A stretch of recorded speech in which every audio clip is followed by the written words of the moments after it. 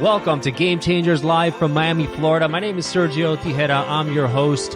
And each and every week, we bring you someone who has been a game changer in their field and who's touched the lives of thousands to get their perspective on their journey, their mindset, their struggles and successes so that we can inspire you on your journey. So let's get started right now.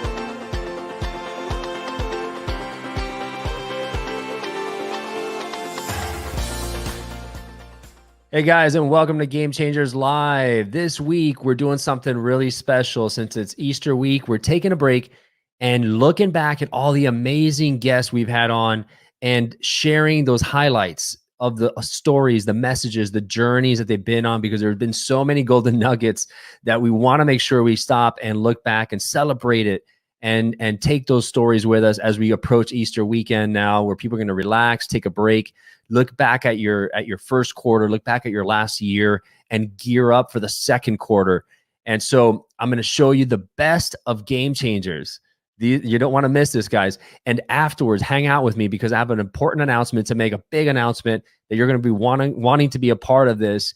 And it's only going to be announced here. So stick around with me and hang out. And then I'm going to tell you about the amazing guests that we have coming up at the back end of this year, including Jeff Conine, who is the two-time champion for the Marlins and aka Mr. Marlins baseball legend. We also have George Plasencia, who is the co-founder, chairman, and CEO of nationally recognized firm República Havas. We have Forbes Riley, who is a queen of pitch, actress, entrepreneur, and visionary. We have William Santana Lee, chairman and CEO of Nightscope. We even have Lawrence DeLucas, who is a former astronaut on the Columbia Space Shuttle mission, who's done over 331 hours in space and over 6 million miles. Tony DiMatteo, CEO and founder of Lottery.com, and many, many more. So you want to stick with us right now. Enjoy the best of Game Changers, guys. Stick around with me for a bit, and I'm going to tell you about the big announcement coming up. Take care, guys. Talk to me about when we talk about authenticity, right? I think one of the lessons that we talked about in the book was, or that you spoke about in the book, was your self-worth. And your self-worth is the best thing that you can give to somebody. Your full authentic self, 100% of you. And you don't have to improve. You got to just be yourself, and that is good enough, right? Well, Deborah Davenport was the mentor in that part of the story, and she really shared a lesson that was very important to her in her career, and I think it is a very important lesson, and that is all the skills in the world, the sales skills, technical skills, people skills, as important as those are, and they're all indeed very, very important. They're also all for naught if you don't come at it from your true, authentic core. But when you do, when you, as we like to say, show up as yourself, day after day, week after week, month after month, people feel good about you, right? People feel safe with you. They feel comfortable with you. There's a consistency there which people crave, right? And in order to trust another, you have to know that they're reliable in that way, right? And so they know that you show up the same way, day after day, week after week, month after month. And they know you, they like you, they love you, they trust you. They're much more likely to want to be in a relationship with you. So it's important to ask the question, why then, if being authentic is so good for business, which it is, why do some people then show up not authentically, right? Well, why do they come across as or show up as a, I guess the correct Latin term would be phonus balonus, right? Right? Someone who's not, and we might think, well, they're dishonest, or they're trying to pull one over on us, or there's all sorts of people in the world. We've got to recognize that. But not usually. 99.99 times out of 100, when someone is not showing up authentically, it's typically because they just don't have the self-confidence to do so. The difference between successful people and those who don't get what they want in life is that people that do it now. 100%. One of the only truths that I know, 100% of the things you do now get done. Not only does it save you at least twice as much time, but it also makes you exponentially more successful, because you can't get more successful than 100%. The minute you don't do something now, you always run the chance of forgetting it, not doing it. All these different things can happen. But if you do it now, 100% of the time, you get stuff done. The biggest difference between successful people and unsuccessful people. So what do we do though if you can't do it now? Then you put it in your calendar for tomorrow. Prioritize it by what's most important according to your values, not by what's most urgent, but important by your values. And then go ahead, plan it, and do it in accordance to being a student of your calendar. And so how would somebody figure out what's that trigger for them? Do they look back and they say, okay, when was a time that I was really fired up? When was a time when in my life, my top 10 moments, and what was happening at that moment that triggered it? And how can I recreate that effect? Yeah, that would be a great way. And that's why I have a ritual in the evening called Audit Your Day. And you ask yourself questions like, when was I a badass today? What did I love? What made me laugh? Where was I grateful? Where did I contribute? I was at the pharmacy the other day and there was this homeless guy outside and I walked by and I didn't do anything. And then when I came out, he had a beautiful smile. He was like 23 years old or something. And so I went back to my car and I got some money and I had just done some grocery shopping and I got some food out and I walked back to him and I went up to him and I sat beside him and I looked him in the eye and I say, "What's up?" And long story short, I spent 5 minutes with him and I gave him some money and I gave him some food and I started crying. And he was like, "Why are you crying?" I go, "I don't know. An act of kindness, it activates hormones in us, right? Even witnessing an act of kindness does. And so there's so many things that we can do to feel alive in the moment, little things. And it's a matter of seizing that. But auditing your day, why did I do that? Because I wanted to, when I wrote in my journal that night, I wanted to write that I did something that contributed to humanity, that was selfless.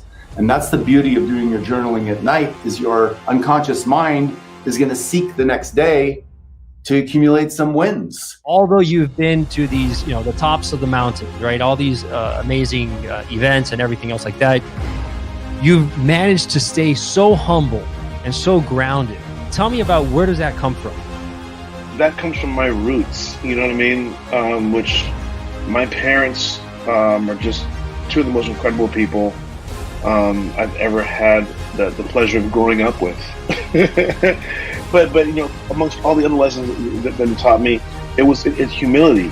You know what I mean? Like, humility is something that's really big, in my family. As we have a lot of different accomplished people in my family. It was never so much about celebrating individual accomplishments. It's about us all coming together and lifting each other up, and being that support system, So it's like, we kind of, work hard and, do our thing. And, if you have a win or specific success, then that's great. And it's something that you can, look at and be proud of, but nothing ever changes who you are. Nothing should ever change who you are. And, of all the things we've been able to do and places we've been able to go, I mean, it's been a blessing, a huge blessing, and it probably made me more of a rounded individual, but it never has and never will change who I am. If there's one thing I've learned, it's that I'm a firm believer in that everything really does happen as it should.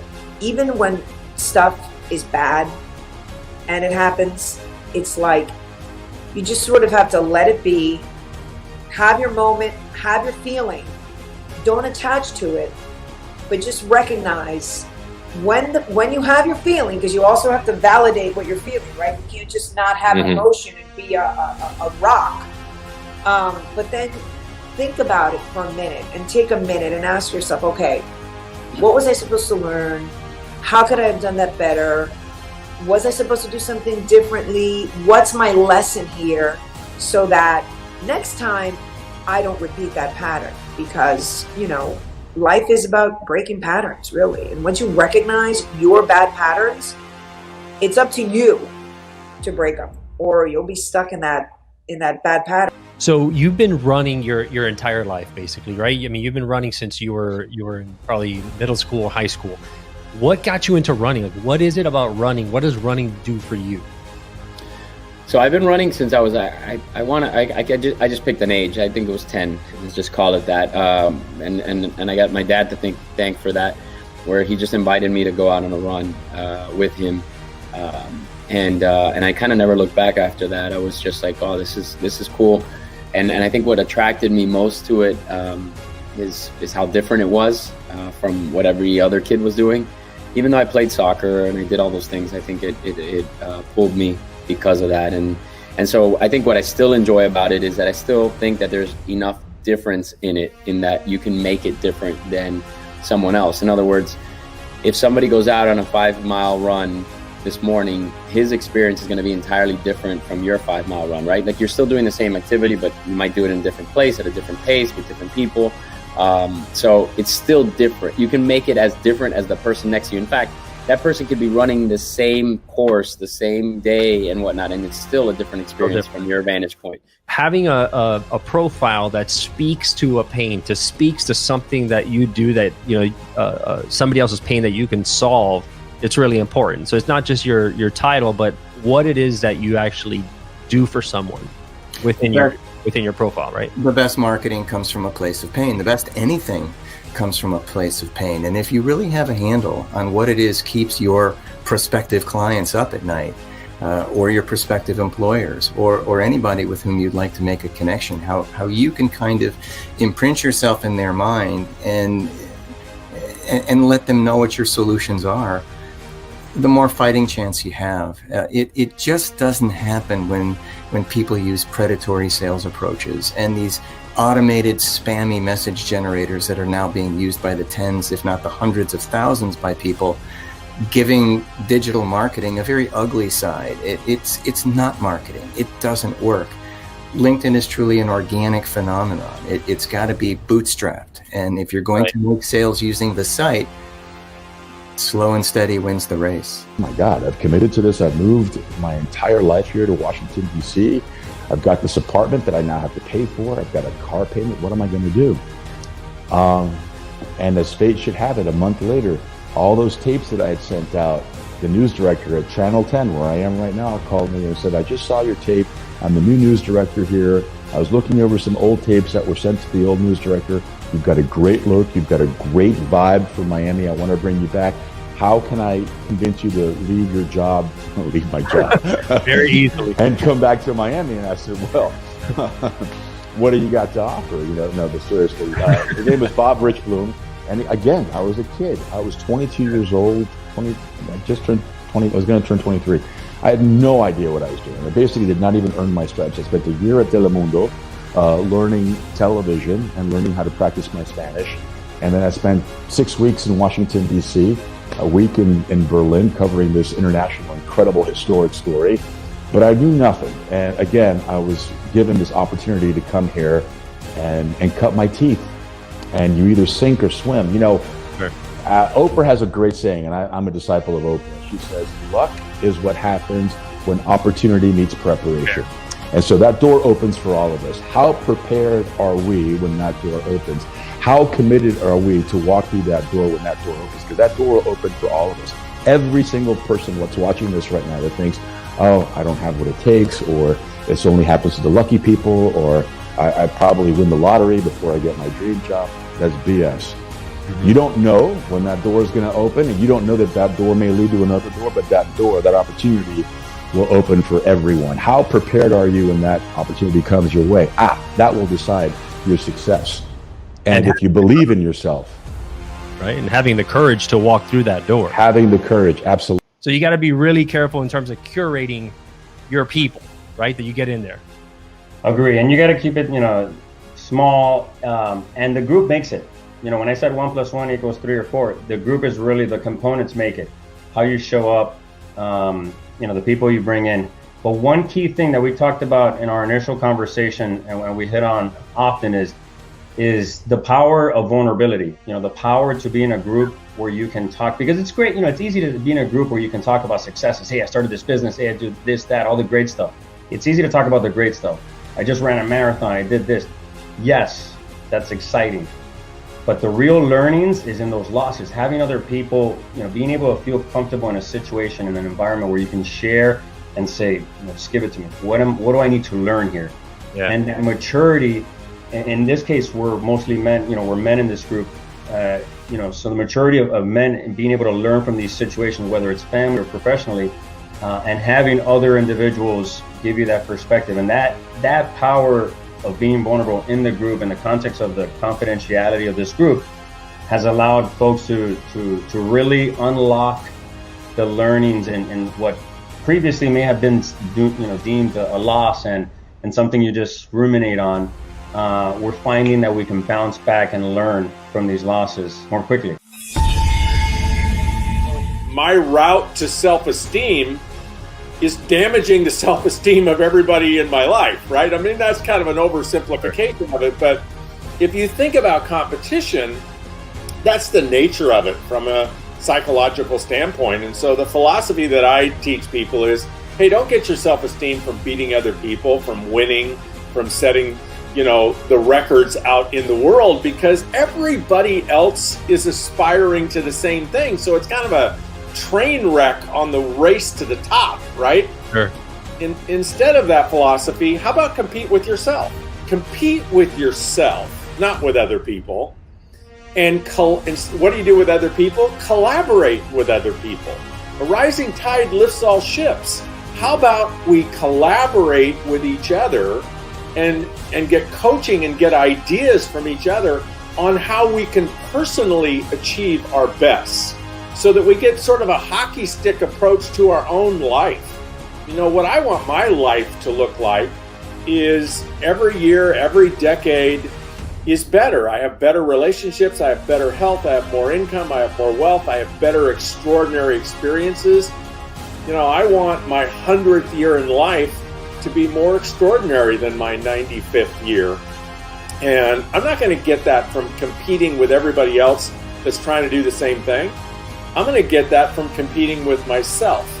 And to do that, you got to get your self-esteem from somewhere else besides beating other people. Nothing has meaning but the meaning we give it, right? Thinking is what affects it. So nothing is good or bad, only thinking makes it so. So you say that bad things have happened. Really?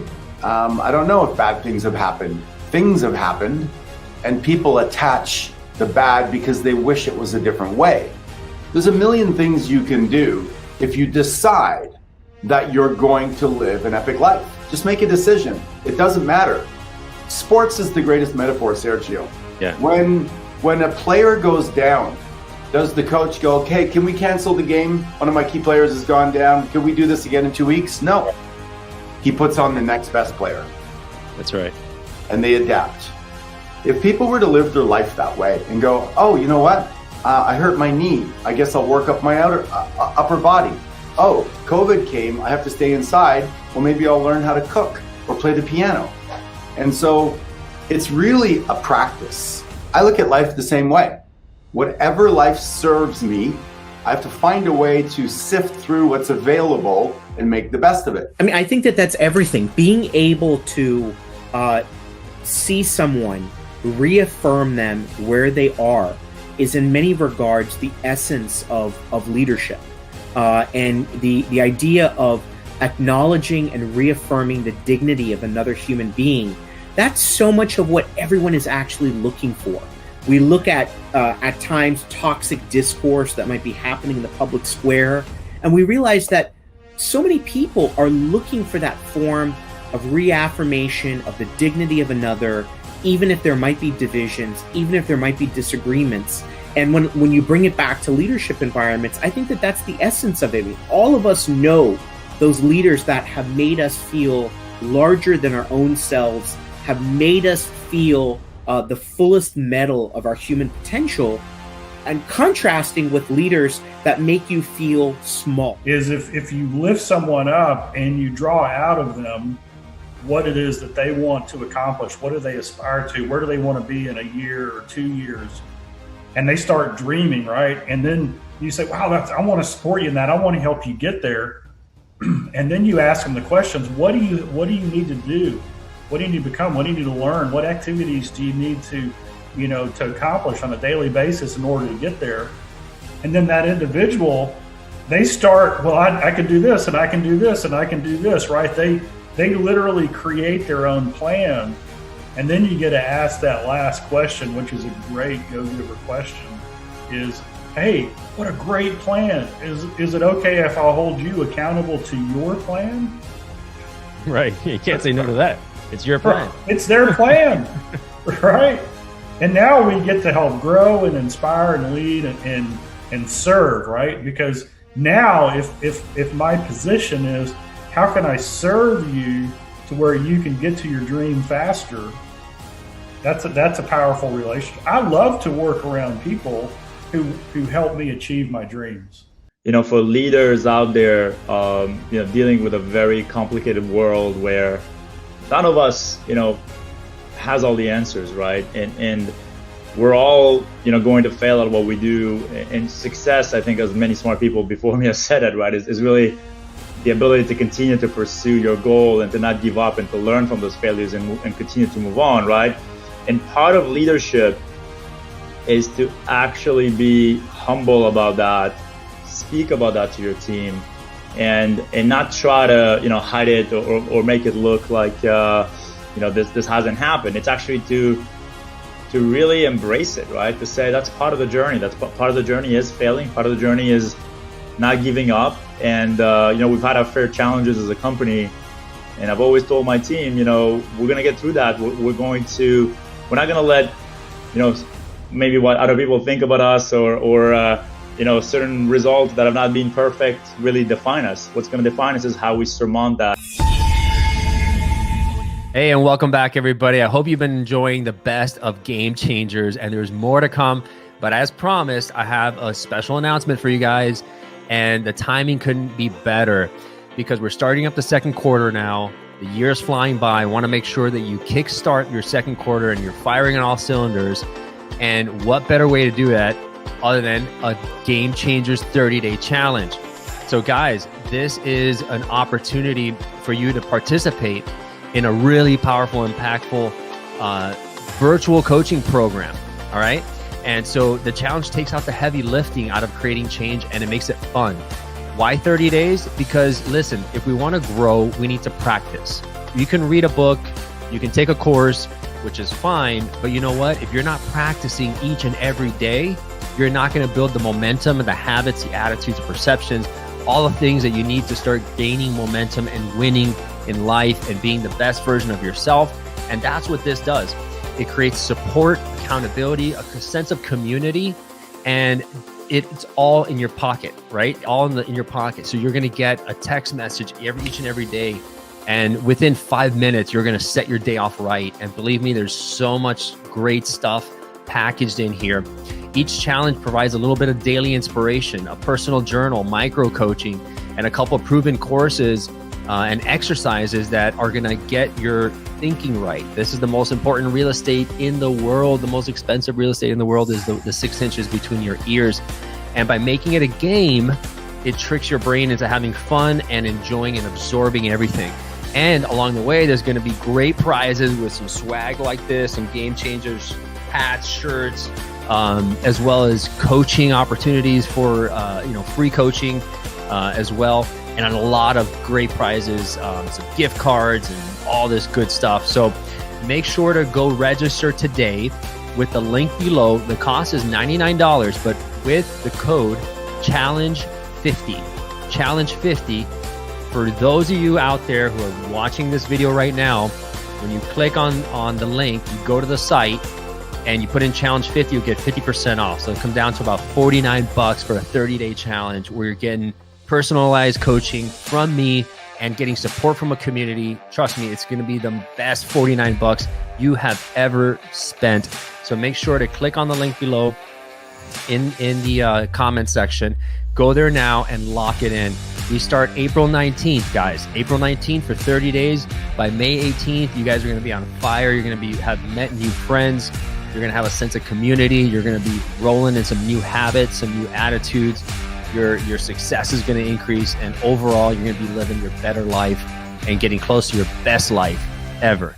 So keep enjoying the best of Game Changers. I'm going to have a few more videos out for you guys now.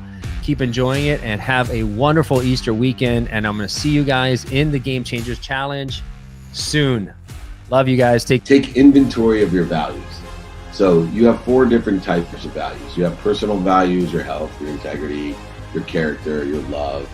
You have your experiential values. What do I want to experience today? What's my journey? You have giving values and receiving values. What am I going to create a legacy of by giving away? And how much will I have to give away? Because I can only give what I have, so I must receive. And more people have problems receiving than they do giving, believe it or not. So I spend a lot of my time teaching people about these values, because these values allow you to determine your what, not your why.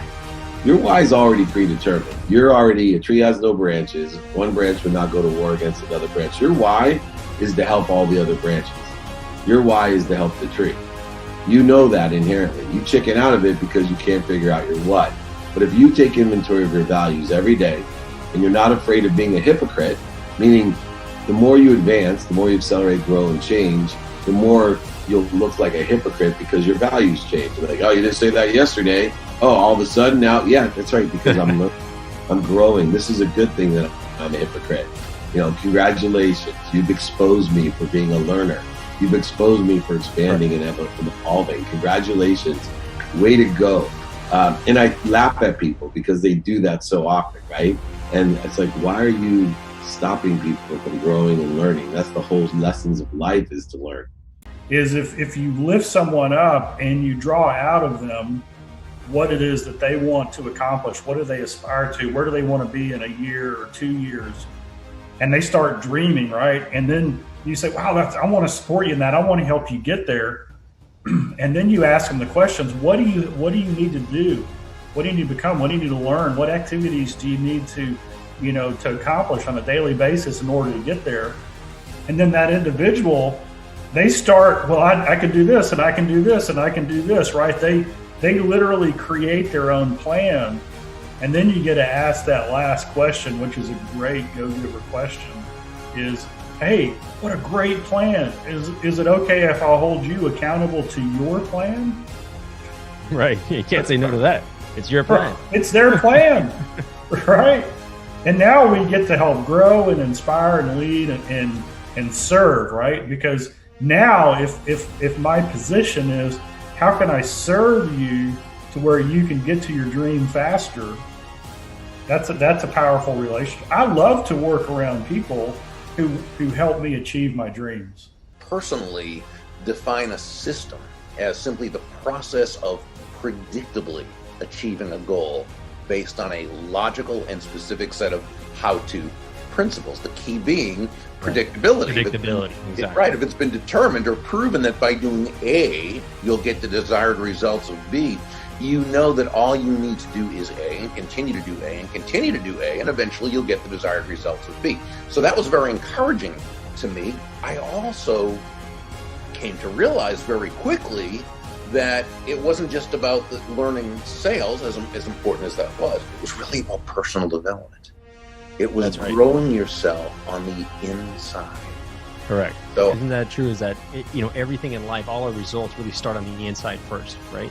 And so, even though it's a book on sales, that's all just the result of changing the way we think on the inside, our own self-worth, how we carry ourselves, and how we present ourselves going forward with people. Like, you needed an opportunity, right? When you were starting off, and somebody gave that to you. And so if we pay that forward, in the universe, we're going to get more of that in return, right? Absolutely. And you know what? I'm a big proponent of that. I am here today because people took chances on me, right? And people believed in me. Shoot, a quick story to share with you. Right before I got to FIU, I was dabbling, DJing a bit, and a gentleman I met, his name was Frank Rodriguez, DJ Lips. I share the story as much as I can, because I couldn't afford turntables. And I didn't want to put that burden on my parents, and I know I really wanted them, but I ended up meeting this guy Frank. We became friends, and I expressed to him how I'm looking for turntables. It just so happened that he had a little side business where he would rent them, right, to other DJs doing parties and stuff. And he was like, you know what? I got a pair that I'm gonna lend you. And he lent me a pair of turntables with the mixer and the whole nine. And I was supposed to use it for maybe like a week or two, and I reached out to him when I was done, and I was like, man, thank you so much, when do you want me to bring them by? He was like, you know what, I'll let you know when I need them back. Right. And a month went by, and 2 months went by, and 6 months went by, and I reached out to him, and he was like, listen, do not call me about this again, I'll let you know when, right? And I didn't realize that he was steady watching me and watching my progress and watching how I started doing some gigs and here or there. And long story short, he never ever asked for the equipment back, ever. Wow. And years later, after I'd really got into my career and made a little bit of money, I sent him a check for the value of the equipment and then some, right? And then some. And I watched my account for the next couple of weeks, and it didn't go through. And one day, this is years later, I get a picture sent to me. It was from Frank, and it was the check that was on the wall in his house. And he says that's where it's gonna stay, And he told me how proud he was, and that's amazing, man. What a story. That's how life's supposed to be. Every time I catch myself complaining about some nonsense, I'm like, all right, you need to stop. And I say this to people all the time. You think you have problems? Really? You think you have problems? Watch the news. Pick a newscast, any newscast, mine, the next guy's, the next station. Well, I prefer to pick our newscast, but just watch the first block. Watch the first 15 minutes of the newscast. And those are the people with real problems. Those people that for the past year have had to get in their cars with their trunks open for somebody to put a box of, vegetables in their trunk so that they can eat and feed their families. That's a real problem. What you have is a challenge that you'll be able to manage and get over. But that is my daily recalibration, if you will. When I watch real people with real problems that really need a helping hand, my stuff is like, please give me a break. As parents, you do your best to raise your kids, but you only know what you know from your experience and how you were raised. And if you were hit, then you're probably going to hit your kid, and then they hit theirs. And so, as adults, we need to take inventory of where are we in each of these three silos, right? And then surround ourselves with people who can help fill those up so that they're balanced. Should they all be balanced in a way? I think so. I think it's like a tree. A tree that grows in rich soil is a swamp, it falls over. Grows in no soil that's supportive, it's a desert, it doesn't grow. There's no sun, it doesn't grow. Too much sun, it dies and wilts. And then no wind, the wind is the challenge. So you need a little breeze while the tree's growing to get it to root itself into the ground so that when the storm of life comes along later, it doesn't get crushed and broken. You bend in the breeze. So you want a healthy, strong tree or person. You need a little bit of all of it. If you grew up with tons of encouragement, you would probably give other people, that'll be your filter, and you'll be encouraging, and you won't understand, well, why are they not encouraging that kid? I don't understand why they live their life that way. Because that's your filter. Unless you become aware and you go, oh, okay, I had plenty of that. I tend to do that. I love the saying that everything that happens to you happens for you. Yeah. Right? Because it's how we perceive events. This year has been very difficult for a lot of people, but it's also put people in a lot of position to flourish. We've been able to spend more time with our family, look at what's really important in life. And so you're echoing me right now. This is exactly the same conversation I was having with my nephews this weekend over the beach. Okay. I said to them, life is not about what happens to you. It's about how you react to what happens to you. So perception is everything. Yes, 2020, without question, has been the most challenging year, I think, of my entire lifetime, of the lifetime of many of the people that are probably watching this right now, of our generation, for so many reasons. And not just the pandemic, but obviously we're living in a powder keg of political times right now, of racial unrest right now. There's a lot of things that are happening socially, politically, and obviously the pandemic plays a big part in where we are. But it's part of the evolution of the species.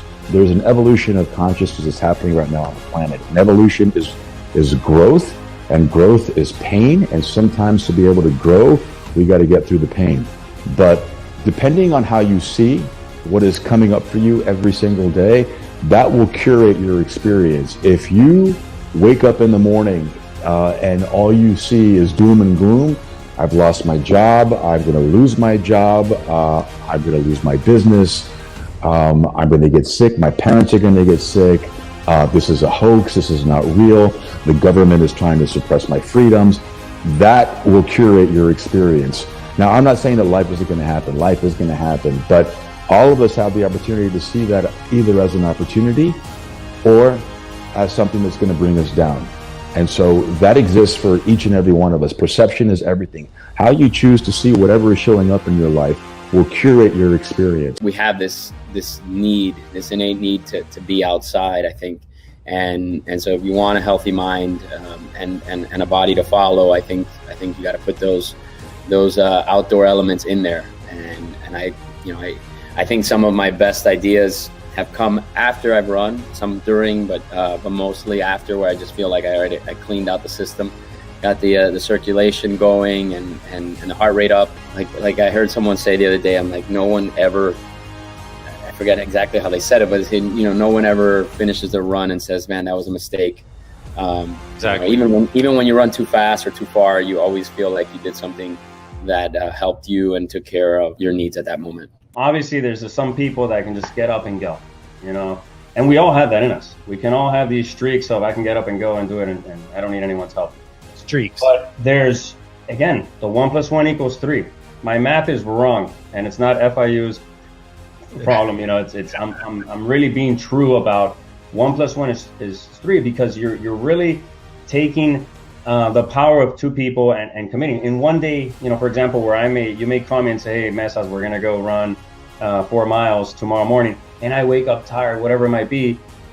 You text me and you're like, we're going. And then there's days when you don't feel like hitting the gym, and I'm pushing you, and it's it's not that you're both gonna be strong. You're both gonna be strong in different areas, and you push each other. And some days you just both show up at the same time, and you're both pumping each other, and you take it to another level. And it's not that you need it. It's about taking your game to the next level, both personally, professionally, and it doesn't have to be the bestest of friends. It's someone that you respect. It can't just be someone, hey, let's go to the gym. It's someone that you respect that's going to push you, not just push you, but give it as hard as you give it. That's not going to be slacking and just relying on your willpower to take them every day. Right. That's right. It's someone that you kind of either look at or look up to, or you're kind of pushing each other. Or he's a better swimmer, you're a better runner, whatever it is, and you're kind of like pushing each other. That's what you need to look for.